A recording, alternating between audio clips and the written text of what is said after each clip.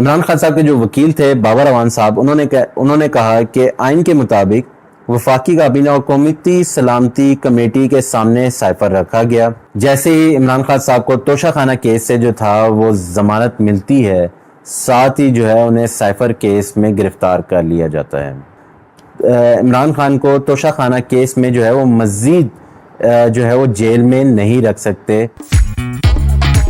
بسم اللہ الرحمن الرحیم، السلام علیکم، امید کرتا ہوں آپ خیریت سے ہوں گے۔ 14 ستمبر کا دن ہے، آج ہم بات کریں گے عمران خان کے سائفر کیس کے حوالے سے، کیسے یہ کیس جو تھا وہ امپلیمنٹ کیا گیا اور آگے جو بھی اس کیس کے حوالے سے جو بھی باتیں ہیں ہم وہ ساری باتیں آپ کے سامنے رکھیں گے۔ اچھا، سب سے پہلے ہم بات کریں گے عمران خان کے سائفر کیس کے حوالے سے۔ ہم نے گزشتہ عرصے دیکھا کہ صدر ڈاکٹر عارف علوی صاحب نے آرمی ترمیمی ایکٹ اور آفیشل سیکرٹ ایکٹ پہ جو ہے وہ سگنیچر کر دی ہیں اور یہ جو ہے وہ ایک قانون بن گیا ہے۔ اگلے ہی دن ہم نے دیکھا کہ صدر ڈاکٹر عارف علوی صاحب کا جو ہے ایک بیان سننے کو آتا ہے جس میں وہ کہتے ہیں کہ میں نے اس قسم کے کسی بھی ایکٹ پہ جو ہے وہ سگنیچر نہیں کیے، اور ساتھ ساتھ انہوں نے یہ بھی کہا کہ میں ان تمام لوگوں سے معذرت کرتا ہوں، معافی مانگتا ہوں جو اس قانون کی زد میں آئیں گے۔ ہم نے یہ بھی دیکھا کہ صدر صاحب کے اس بیان کو سائڈ پہ رکھا گیا اور اس قانون کی جو ہے وہ امپلیمنٹیشن سٹارٹ کر دی گئی۔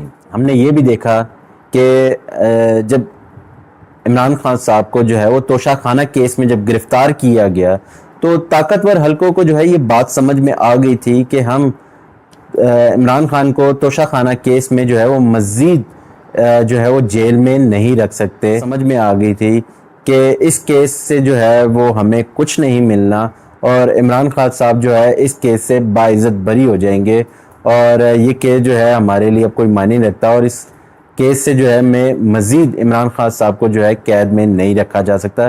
تو ساتھ ہی جو ہے وہ سائفر کیس جو تھا وہ اس ٹائم امپلیمنٹیشن کی طرف چلنا سٹارٹ ہو گیا تھا۔ ہم نے دیکھا کہ خصوصی عدالت جو تھی وہ بنا دی گئی تھی جہاں پہ جج ابو الاسناد محمد ذوالقرنین کو جو تھا وہ مقرر کر دیا گیا تھا۔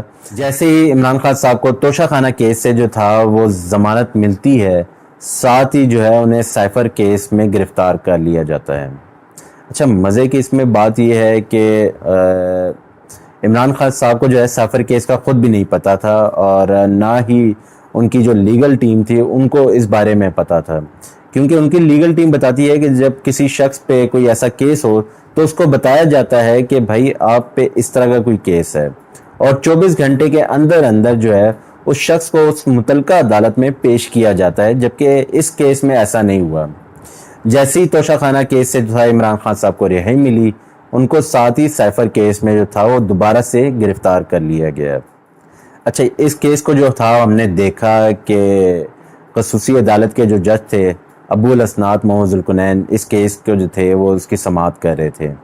ہم نے دیکھا کہ عمران خان صاحب کو جو تھا وہ سائفر کیس میں کبھی 6 دن، کبھی 4 دن، کبھی 9 دن اس طرح جو تھا وہ اس کیس کو لٹکایا جا رہا تھا۔ پھر ہم نے دیکھا کہ جیسے یہ کیس قریب پہنچا ہے تو جج صاحب جو تھے جج ابو الاسناد محمد ذوالقرنین اہلیہ کی بیماری کی وجہ سے جو تھا وہ انہوں نے چھٹیاں لے لی تھیں۔ ہم نے دیکھا کہ عمران خان صاحب کے جو وکلا تھے وہ تھوڑے سے اس بات پہ تھوڑا سا ان کو یہ کہہ لیں کہ غصہ آ گیا کہ مطلب اتنی امپورٹنٹ ہیئرنگ چل رہی ہے اور آپ چھٹیوں پہ۔ ہم نے دیکھا کہ عمران خان صاحب کے جو وکیل تھے بابر اعوان صاحب، انہوں نے جو ہے وہ جج صاحب کو کچھ دلائل دیں، کچھ چیزوں سے آگاہ کیا۔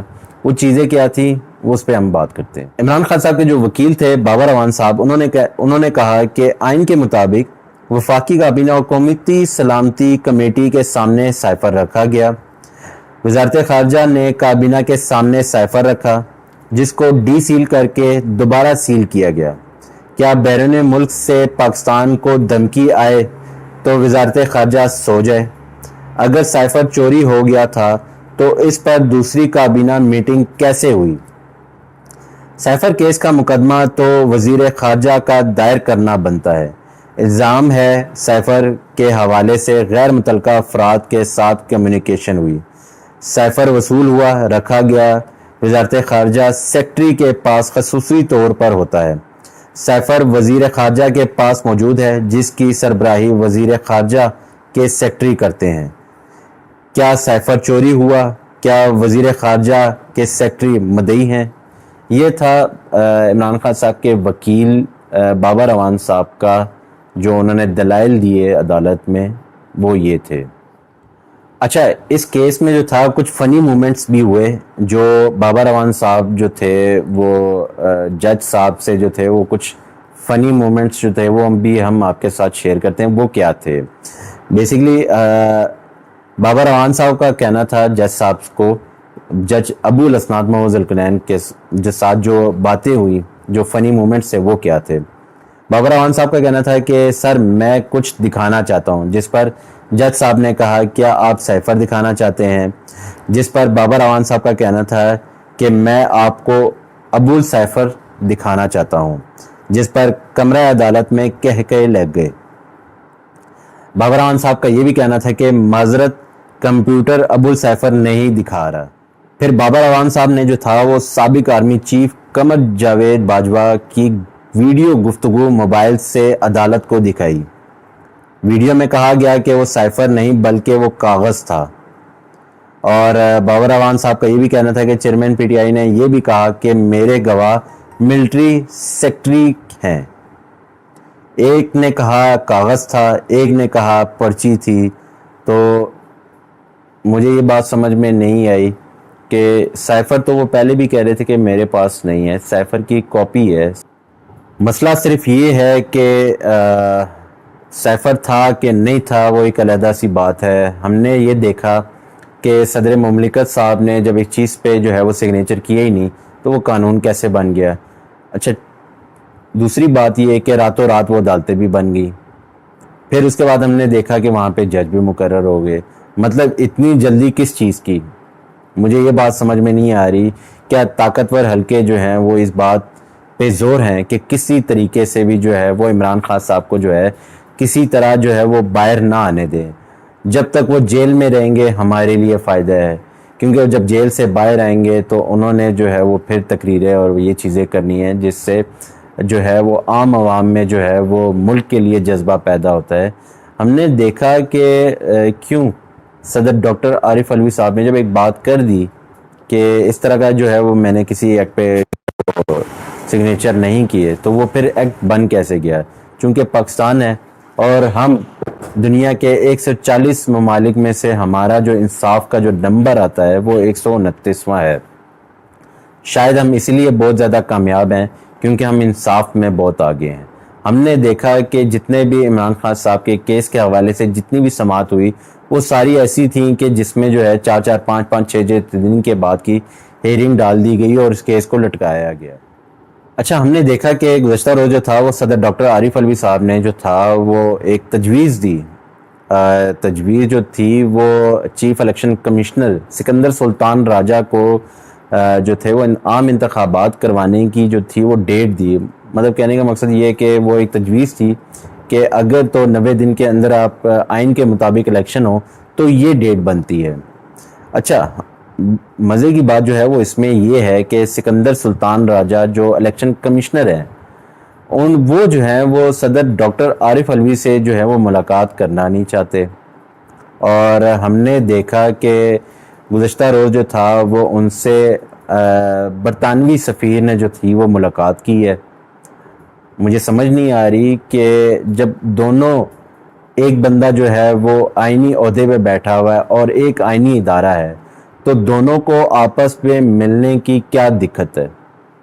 مطلب آپ جو ہے وہ برطانوی سفیر سے ملنے کے لیے رضامند ہیں بٹ صدر صاحب سے جو ہے وہ ملنے کے لیے رضامند نہیں ہیں۔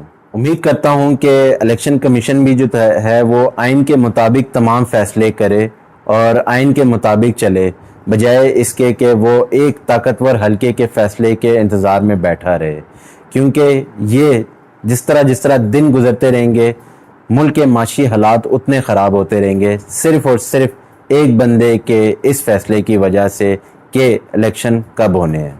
اچھا، ہم نے آج بھی یہی دیکھا کہ سائفر کیس کے حوالے سے کہ جس میں عمران خان صاحب کی شاہ محمود قریشی کی جو تھی وہ درخواست ضمانت جو ہے وہ مسترد ہو گئی ہے، اور ان کے جو وکلا کی ٹیم ہے ان کا یہ کہنا ہے کہ ہم جو ہے وہ سپریم کورٹ میں اس کیس کو جو ہے وہ دائر کریں گے۔ اب مسئلہ یہ آ رہا ہے کہ چیف جسٹس صاحب جو ہیں وہ تو جا رہے ہیں، اور ان کی جگہ جو ہے قاضی فائز عیسیٰ جو ہیں وہ کب تک جو ہے وہ حلف لیں گے اور کب تک جو ہے اس کیس کو سنیں گے، اس کا بھی اس چیز کا پتہ نہیں ہے کہ یہ کیس مزید جو ہے عمران خان کو جو ہے مزید کتنا قید کرے، کتنا اندر جو ہے وہ جیل میں جو ہے وہ ٹائم گزاریں۔ اس میں جو ہے وہ سب سے جو اچھی بات ہوئی ہے وہ یہ ہوئی ہے کہ اسد عمر کو جو ہے وہ اس کیس میں جو ہے ضمانت مل گئی ہے۔ اچھا، ایک جو ہے وہ تکلیف دہ جو بات ہوئی ہے وہ یہ ہوئی ہے کہ شاہ محمود قریشی کو جو تھا وہ گزشتہ روز ہتھکڑیاں پہنا کے جو تھا وہ خصوصی عدالت لایا گیا، جبکہ ہتھکڑیاں جو ہے وہ ان لوگوں کو پہنائی جاتی ہیں جن پہ جرم ثابت ہو گیا، جو مجرم ہوں، اور جبکہ شاہ محمود قریشی کی طرف سے ابھی تک کوئی بھی ایسا جو ہے جرم ثابت نہیں ہوا، اور اس کے باوجود بھی جو ہے وہ ان کو ہتھکڑیاں پہنا کے جو ہے وہ عدالت لایا گیا۔ اب میں اس چیز کی پرزور مذمت کرتا ہوں کہ جب ایک بندے پہ جو ہے جرم ثابت ہی نہیں ہوا تو کیسے جو ہے ان کو ہتھکڑیاں پہنائے گی، کس قانون کے تحت جو ہے وہ ان کو ہتھکڑیاں پہنا کے عدالت لایا گیا۔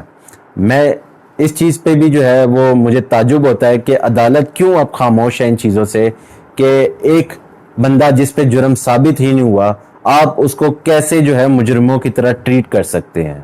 آپ کا یہ حق بنتا تھا کہ آپ اس ٹائم ایک فیصلہ سناتے جس میں یہ کہا جاتا کہ آپ جب تک شاہ محمود قریشی پہ کوئی بھی جرم ثابت نہیں ہوتا تب تک آپ ان کو جو ہے ہتھکڑیاں پہنا کے عدالت نہیں لا سکتے، لیکن میں اس چیز کی پرزور مذمت کرتا ہوں کہ ہتھکڑیاں صرف اور صرف مجرموں کو پہنائی جاتی ہیں۔ میری دعا ہے کہ اللہ ان ہر بندے کو جو ہے وہ ان کے لیے آسانیاں پیدا کریں جو اس ٹائم مشکل میں ہے، اور ان تمام لوگوں کے لیے جو ہے وہ آسانی کے راستے کھولے جو اس مشکل دور سے گزر رہے ہیں، آسانیاں پیدا کرے ہر اس گھرانے کے لیے جو ہے وہ جو اس مشکل میں جو ہے اپنا گزارا کر رہا ہے۔ آپ سے پھر ملاقات ہوگی، اپنا خیال رکھیے، اللہ حافظ۔